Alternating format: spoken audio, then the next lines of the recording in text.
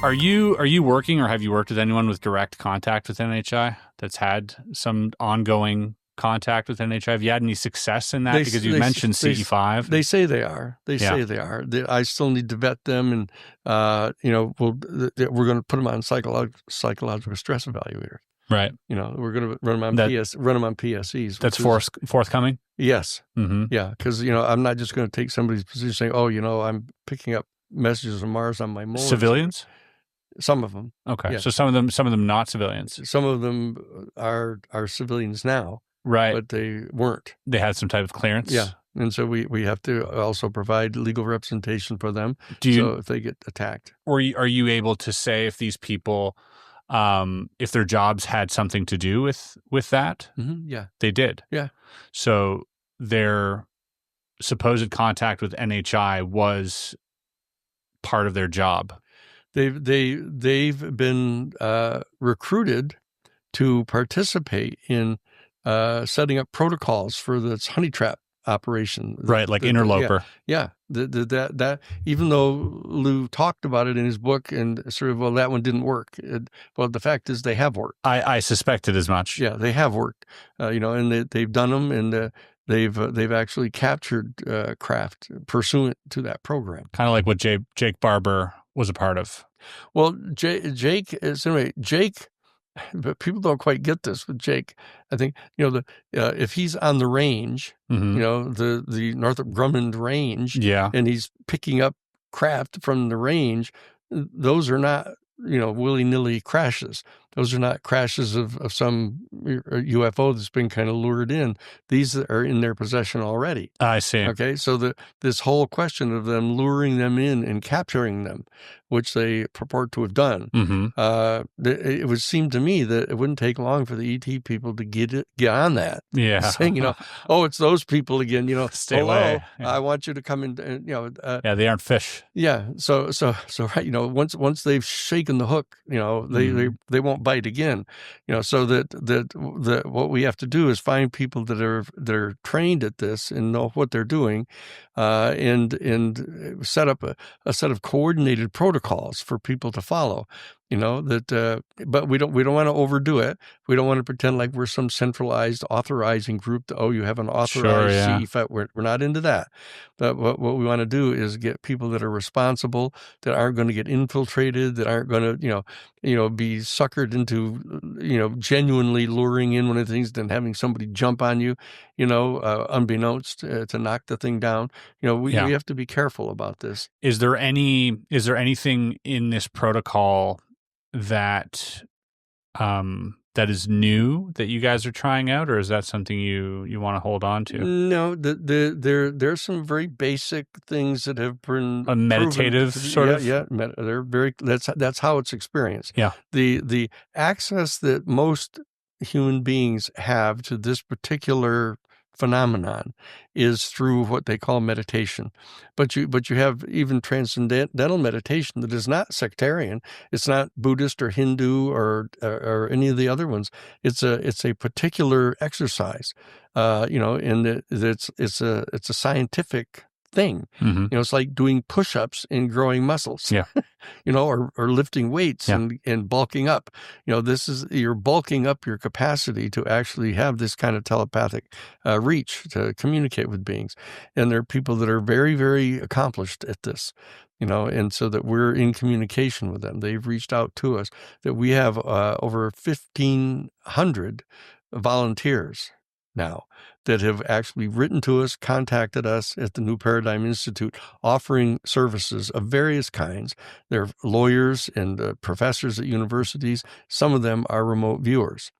Some of them are experienced past military people. Abductees. Yes. Mm-hmm. Yeah. We have a whole group of abductees. We have a whole group of experiencer category of the people, which we're going to be organizing. We're organizing the experiencers as an entire specialized group of talent. Are you in the process? Is this are we still in the vetting process here? Yes. With all of these people? Yeah, have there been any that have been vetted successfully? Mm-hmm. That you're 100% certain of their ability or their story? I'm not yet, because I haven't put them on the PSEs. I see. I haven't put them on the psychological stress evaluator. Most of them view that as an insult. I'd say, well, that's too bad for you. Yeah. Because I've seen the PSE work, and so I know that it does. And so that we've got extremely expert PSE operators that can track the questions. It's not just they have an original set of like 20 questions or 25 questions, and then once they can track what the responses are, That's right. it's all vocal cord tensions, and nobody's been able to train anybody to beat it.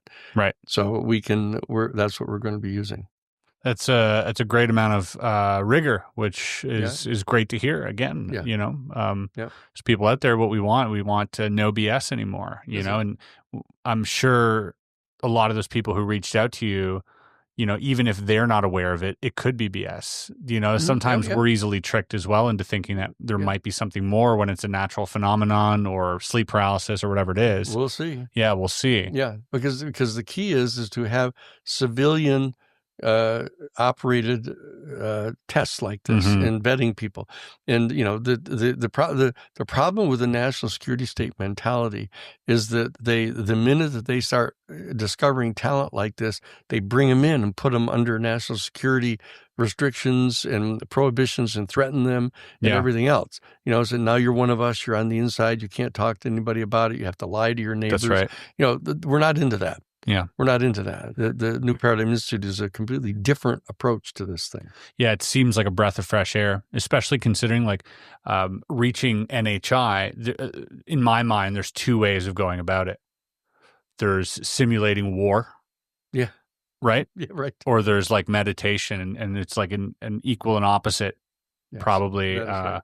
Lure, exactly, because right. I'm sure they both work. Yeah. And I'm sure, the military is, much more obviously prepared and gung-ho about creating a war scenario. And I'm sure a lot of soldiers out there probably, would have a much better time in that scenario because that's what they're trained for and kind of what they, hope to get into, a lot of them. Except for after their career. Exactly. Yeah. But a lot of times that's, like these scenarios and stuff is exciting and, this and that. And there's money and there's things that get to blow up and like, it's all cool. Yeah. But also like, what are we doing here? Yeah. What are we signaling? See, look at this, that we're in the next 4-year period, we're getting set to lay the groundwork for establishing the protocols that are going to govern our relationship with this extraterrestrial civilization for the next 10,000 years. I mean, people in the future are going to look back on this conversation today and others that are taking place now during this period of time as to how did this happen? How did we succeed in establishing a positive and constructive, mutually beneficial relationship with the civilization or not? Worth a shot. And so that's that we're in. The people aren't used to being part of history.